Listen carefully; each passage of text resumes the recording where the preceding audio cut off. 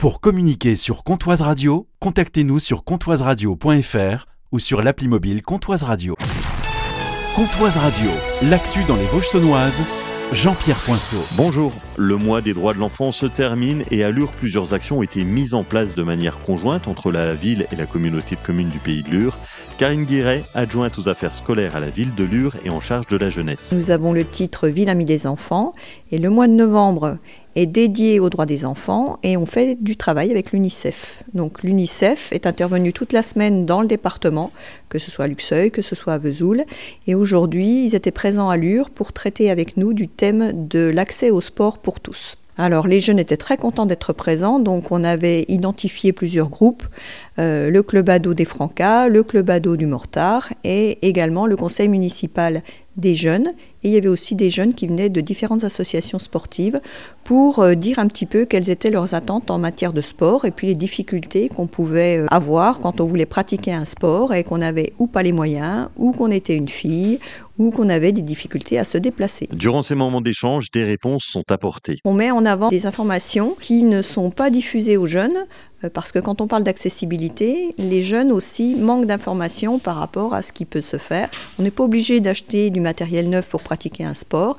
Il y a des équipes dans les clubs sportifs qui jouent sur la solidarité. Et puis, c'est une politique d'accès où, en fait, on doit offrir, par exemple, un peu plus aux filles des sports de garçons et inversement. Les sports, aujourd'hui, ne doivent plus être genrés. À Plancher-Bas, un homme est déporté après un accident de bûcheronnage hier vers 16h. Un sexagénaire a été gravement blessé au lieu-dit le Savoyard à Plancher-Bas. Il travaillait seul sur sa parcelle. Un arbre lui est tombé sur le dos. C'est un agent Enedis qui a donné l'alerte. L'homme a été héliporté au CHU de Besançon. Hier, vers 17h30, un camion conduit par un chauffeur espagnol s'est retrouvé coincé sous le pont SNCF de la RN 57 à Colombier. Il avait mal estimé la hauteur de son camion et de sa remorque. L'incident a perturbé la circulation. Les véhicules venant de Luxeuil ont été déviés sur Colombier, tandis que dans l'autre sens, un bouchon s'est formé entre Vesoul et Luxeuil. À partir de ce week-end commence le marché de Noël de Plombières-les-Bains. Il se déroule tous les week-ends jusqu'à Noël. Ses points forts, proximité et authenticité.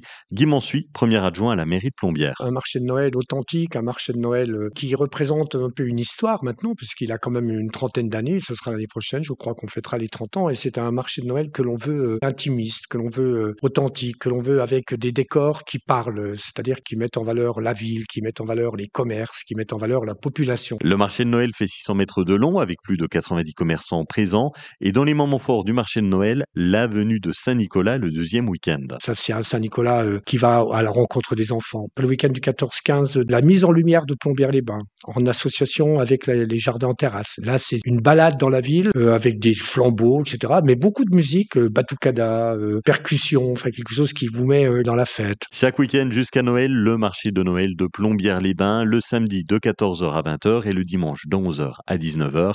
Et pour la première édition, demain, ce sera le thème du Noël d'antan.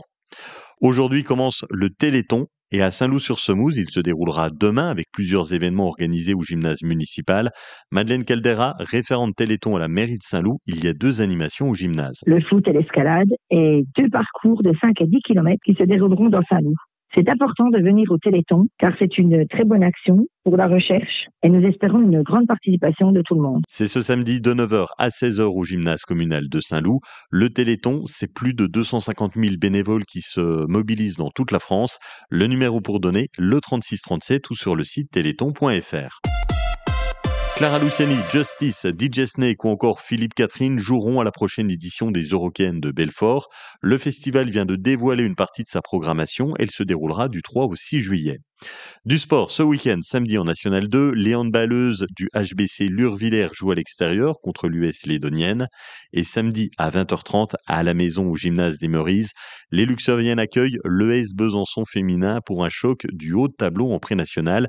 Les 2 équipes, 3e et 4e, sont à égalité de points. Les Luxeuviennes auront besoin de votre soutien pour aller chercher la victoire.